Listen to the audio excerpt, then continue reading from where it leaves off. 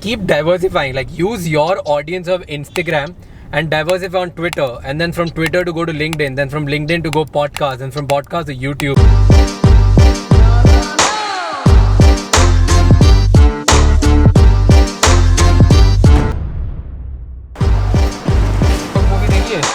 Super stoked to have you here, Raj. Thank you so much for doing this with us. I'm a really blank person. Like I don't know what to speak until somebody asks me like a really good question. I can give you about, like I can tell you about my journey. I can help you out with whatever mistakes I've made so that you don't make the same mistakes, and I can help you with whatever things have worked out for me. But if you won't ask me good questions, guys, I won't be able to help you because I really don't know what to talk. Focus more on organic growth right now, or we should focusing on running ads. So like what should we do as a content creator who is not able to grow on reels organically? What would be your advice? Okay, number one thing, it's not about just reels, right? I always say this one thing, that you need to respect the platform.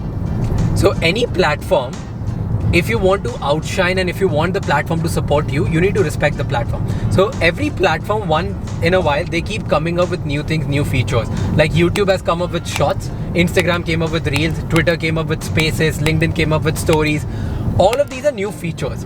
So every time a platform launches a new feature, you need to be the first one to start creating a lot of content on that, because on that particular platform, that platform wants to outshine and stand out in that particular category, so that they create a lot of content for other people to see there as well.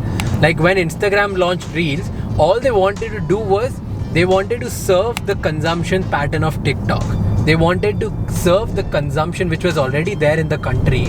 They wanted to serve that. So if anyone would have created content even barely good, they would have succeeded. And that is what is happening everywhere else. So if you're a new creator, first thing you need to do is you need to look at what is the platform launching, and whatever they launch, go hardcore on that, because if you help platform with good content on that one particular feature, the platform will push you out.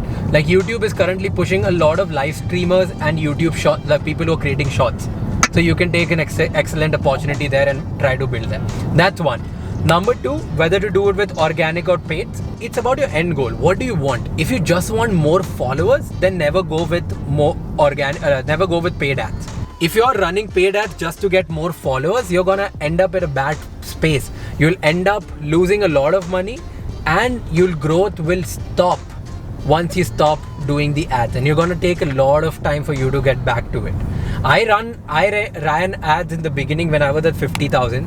From 50,000 to 100k, I ran ads and tried to get myself discovered out there, because my intention was very clear that I wanted people to invite me for keynote speeches across the country, because I established myself very well in the European country because of few distributors and speaker agencies. I wanted to establish myself in India. So I ran ads, and that was the intention behind it. And once people started calling me for that, I stopped running ads. After that, everything has been organic. So if you're doing it for followers, that's a bad strategy. But if you're doing it for something which is going to make you make your career, or going to help you get money, or going to help you sell the course which you have in your mind, or the service which you're offering, then you're like, use it for your benefit to make money out of it. Just don't spend your money for followers. Spend your money to make more money. My question is regarding platform dependence. So I wanted to start content creation on Instagram, but when I was planning, I heard this news that Indian government might put some restrictions on Instagram. One simple strategy, Diksha. That's a brilliant question. I keep telling a lot of people to actually go beyond just one platform. And one simple strategy is diversify. Keep diversifying. Like use your audience of Instagram and diversify on Twitter, and then from Twitter to go to LinkedIn, then from LinkedIn to go podcast, and from podcast to YouTube. And once you have all these platforms, build your own email list, because if you have an email list, you're king. You can navigate that particular audience to any platform, anywhere. Build a community.